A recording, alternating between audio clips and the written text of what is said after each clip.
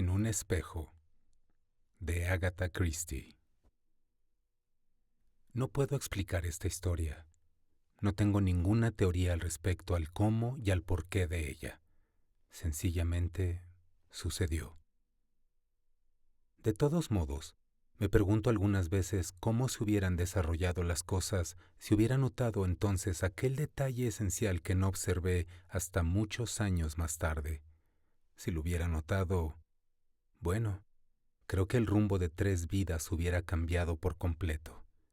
En cierto sentido, esta es una idea sobrecogedora. Para relatar el principio de la historia, tengo que retroceder al verano de 1914, inmediatamente antes de la guerra, cuando fui con Neil Karslake a Batchworthy. Creo que Neil era mi mejor amigo. Conocía también a su hermano Alan, pero no tanto. A Sylvia, su hermana, no la conocía. Era 2 años más joven que Alan y 3 más que Neil. En 2 ocasiones, cuando estábamos juntos en el colegio, debía haber ido a pasar parte de las vacaciones a Batchworthy con Neil, pero en las 2 ocasiones algo lo había impedido. Y así se dio el caso de que hasta los 23 años no llegué a ver la casa de Neil y de Alan. Íbamos a reunirnos muchos. Sylvia, la hermana de Neil, acababa de formalizar su compromiso con un individuo llamado Charles Crawley. Crawley era, según me había dicho Neil, mucho mayor que ella, pero un hombre honrado a carta cabal y bastante adinerado. Recuerdo que llegamos a eso de las 7 de la tarde.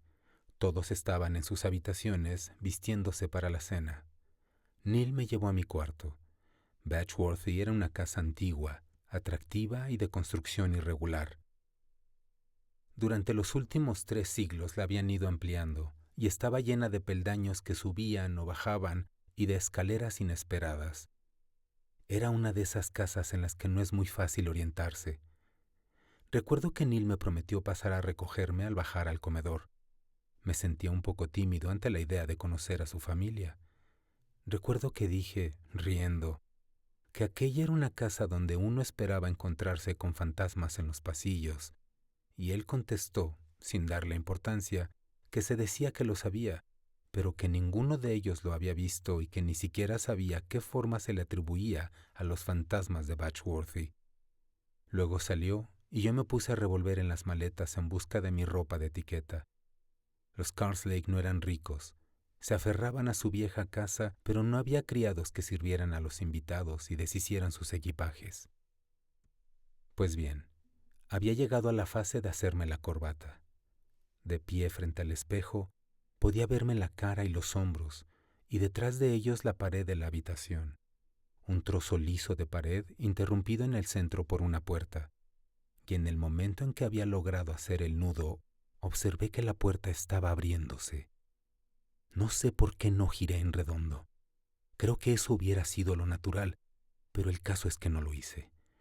Me quedé mirando cómo la puerta se abría lentamente y, al irse abriendo, pude ver el cuarto contiguo al que yo ocupaba.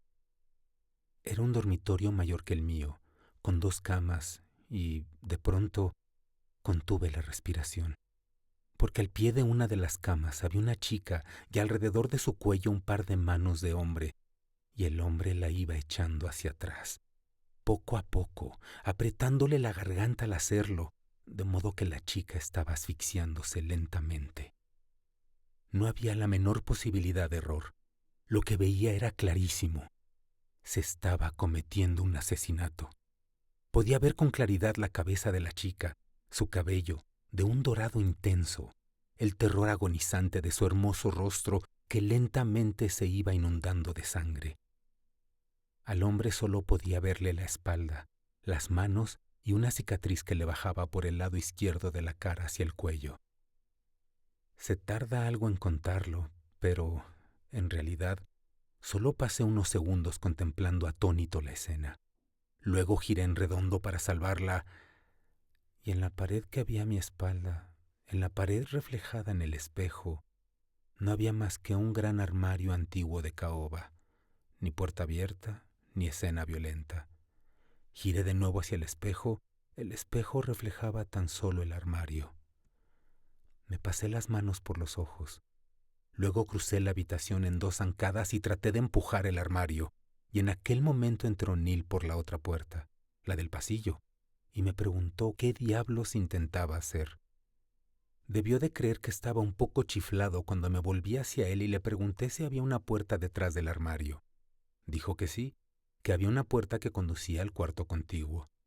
Le pregunté quién ocupaba el cuarto y me dijo que un matrimonio llamado Oldham, el comandante Oldham y su esposa.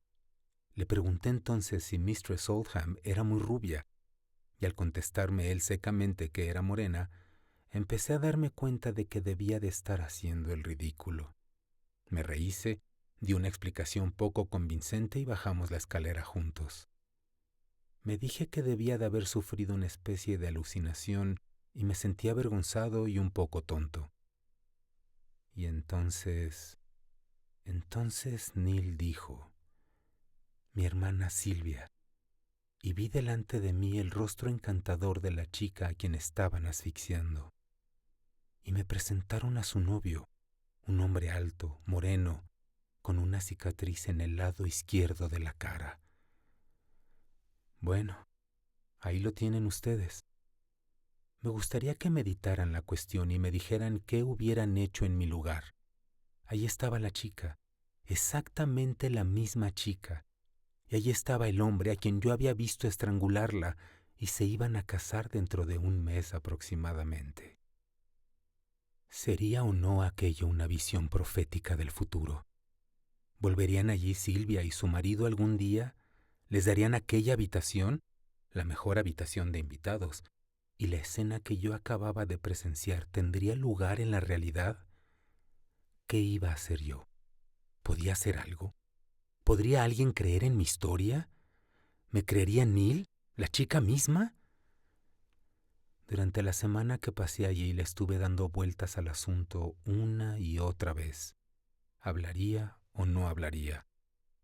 Y casi enseguida surgió otra complicación, porque me enamoré de Sylvia Carslake en el mismo momento en que la vi por primera vez. La quería más que a nada en el mundo, y eso, en cierto modo, ataba mis manos. Y, sin embargo, si no decía nada, Sylvia se casaría con Charles Crawley y Crawley la mataría. Por fin, el día antes de marcharme se lo conté todo bruscamente. Le dije que suponía que me iba a creer mal de la cabeza o algo por el estilo, pero le juré solemnemente que había visto la escena tal y como se la había contado, y que estando decidida a casarse con Crawley, debía conocer mi extraña visión. Me escuchó en silencio. En sus ojos había una expresión que no comprendí. No se enfadó en absoluto. Cuando terminé, se limitó a darme gravemente las gracias. Yo repetía una y otra vez, como un idiota: «Lo he visto, de verdad lo he visto». Y ella dijo: «Estoy segura de que lo has visto si tú lo dices. Te creo». Bien. El resultado fue que me marché sin saber si había obrado bien o se había hecho el tonto. Y una semana después, Sylvia rompía su compromiso con Charles Crawley. Después de eso vino la guerra y no hubo mucho tiempo para pensar en nada más. 1 o 2 veces, estando de permiso, encontré casualmente a Sylvia, pero la evité en la medida de lo posible. La quería y la necesitaba tanto como antes, pero me parecía que no sería jugar limpio. Había sido por mí por lo que se había roto su compromiso con Crawley y no dejaba de repetirme a mí mismo que para justificar tal acción tenía que mantener una actitud puramente desinteresada. En 1916 murió Neil y me tocó a mí relatarle a Sylvia sus últimos momentos. Después de eso no podíamos continuar tratándonos con cumplidos. Sylvia había querido muchísimo a su hermano y Neil había sido mi mejor amigo. Estaba encantadora, adorable en su dolor. Me costó gran esfuerzo callar y me marché, deseando que una bala acabara con todo. La vida sin Sylvia no valía la pena de ser vivida. Pero ninguna bala llevaba mi nombre. Una me pasó rozando por debajo de la oreja derecha y a otra la desvió una pitillera que tenía en el bolsillo. pero salí incólume. Charles Crawley murió en acción a principios de 1915. En cierto modo, eso cambió algo las circunstancias. Volví a Inglaterra en el otoño de 1918, cuando iba a firmarse el armisticio. Fui inmediatamente a ver a Silvia y le dije que la quería. No tenía muchas esperanzas de que me quisiera enseguida, y cuando me preguntó por qué no se lo había dicho antes, me quedé que si me pinchan no sangro. Farfullé algo sobre Crawley y ella dijo: «Pero, ¿por qué crees que terminé con él?». Y me contó que, igual que me había pasado a mí con ella, se había enamorado de mí en el momento de conocerme. Le dije que había creído que había roto su compromiso a causa de la historia que le había contado, y ella se rió y dijo que si una mujer quería a un hombre, no iba a ser tan cobarde. Volvimos a hablar de aquella visión mía y estuvimos de acuerdo en que era muy extraña y nada más. No hay mucho que contar de la temporada siguiente. Silvia y yo nos casamos y éramos felices. Pero no tardé en darme cuenta de que yo no estaba hecho para ser un marido modelo. Quería muchísimo a Silvia, pero tenía celos. Unos celos absurdos, de cualquiera a quien ella le sonriera simplemente. Al principio eso la divertía. Hasta creo que le gustaba. Demostraba, por lo menos, cuánto la quería. En cuanto a mí, me daba perfecta cuenta de que no solo estaba haciendo el ridículo, sino poniendo en peligro la paz y la felicidad de nuestra vida en común. Ya digo que lo comprendía, pero no podía cambiar. Siempre que Silvia recibía una carta y no me la mostraba, me preguntaba de quién sería. Si reía hablando con un hombre, quienquiera que fuese, me ponía sombrío y en guardia acto seguido. Como ya he dicho, al principio Silvia se reía de mí. Le parecía una cosa muy graciosa. Después ya no le hacía tanta gracia. Y, por último, no le hacía gracia ninguna. Y lentamente empezó a alejarse de mí. Me cerró las puertas de su espíritu. Ya no sabía cuáles eran sus pensamientos. Estaba cariñosa conmigo, pero triste, como si se hallara muy lejos. Poco a poco comprendí que ya no me quería. Su amor por mí había muerto y yo lo había matado. Entonces apareció Derek Wainwright. Él tenía todo lo que a mí me faltaba. Era inteligente y hablaba con agudeza. Era apuesto, además, y no tengo más remedio que reconocerlo. Un chico excelente. Enseguida que lo vi, me dije: este hombre parece hecho para Silvia. Ella luchó. Sé que luchaba, pero no la ayudé. No podía. Me había atrincherado en mi sombría y melancólica reserva. Sufría lo indecible y no podía mover un dedo para salvarme. No la ayudé. Incluso empeoré las cosas. Un día me desaté con ella. Le dije una serie de barbaridades injustificables. Estaba como loco de celos y de dolor. Las cosas que dije eran crueles y falsas, y la decía a sabiendas de que lo eran. Experimentaba un placer feroz en decirlas. Recuerdo cómo Silvia enrojeció, retrocedió. La llevé al límite de su resistencia. Recuerdo que dijo: esto no puede continuar. Cuando volví a casa aquella noche, la casa estaba vacía. Vacía. Había dejado una nota, al modo clásico. En ella me decía que me dejaba para siempre. Se marchaba a Batchworthy a pasar allí 1 o 2 días.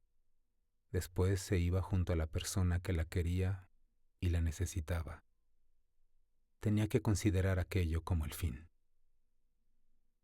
Creo que hasta entonces no había creído realmente mis propias sospechas. El ver por escrito la confirmación de mis temores me volvió completamente loco. Salí corriendo tras ella a la máxima velocidad que pude sacar al coche. Recuerdo que acababa de cambiarse para cenar cuando entré en su habitación como una tromba. Todavía puedo ver su cara, sorprendida, asustada, hermosa, sus ojos brillantes. «Nadie te conseguirá», dije yo. «¡Nadie!». Y cogí su garganta y apreté. echándola hacia atrás lentamente, y de pronto vi reflejada nuestra imagen en el espejo. Yo estrangulando a Silvia, que se asfixiaba, y la cicatriz de mi mejilla, donde la bala la había rozado, debajo de la oreja derecha. No, no la maté. Aquella revelación repentina me paralizó y mis manos aflojaron la presión y la dejé caer al suelo. Y entonces me vine abajo y ella me consoló. Sí, me consoló. Le conté todo y ella me dijo que con la frase "la persona que me quiere y me necesita", a quien se refería era a su hermano Alan. Aquella noche nos comprendimos y desde aquel momento nunca volvimos a distanciarnos en discusiones. Es muy aleccionador ir por la vida con el pensamiento de que, de no haber sido por la gracia de Dios y por un espejo, uno podría ser un asesino. Pero una cosa murió aquella noche: el demonio de los celos, que me había poseído cruelmente durante tanto tiempo. Sin embargo, algunas veces me paro a considerar en lo que hubiera ocurrido de no haber cometido aquel error inicial. Creer que la cicatriz estaba en la mejilla izquierda, cuando en realidad estaba en la derecha, devolviéndola el espejo invertida. ¿Hubiera estado tan seguro de que aquel hombre era Charles Crawley? ¿Hubiera advertido a Silvia? ¿Se hubiera casado ella conmigo o con él? ¿O acaso el pasado y el futuro serán realmente uno mismo? Soy un hombre sencillo y no pretendo comprender estas cosas, pero lo que vi, lo vi. Y, a consecuencia de lo que vi, Silvia y yo, para decirlo con la frase tradicional, estamos juntos hasta que la muerte nos separe. Y puede que hasta más allá.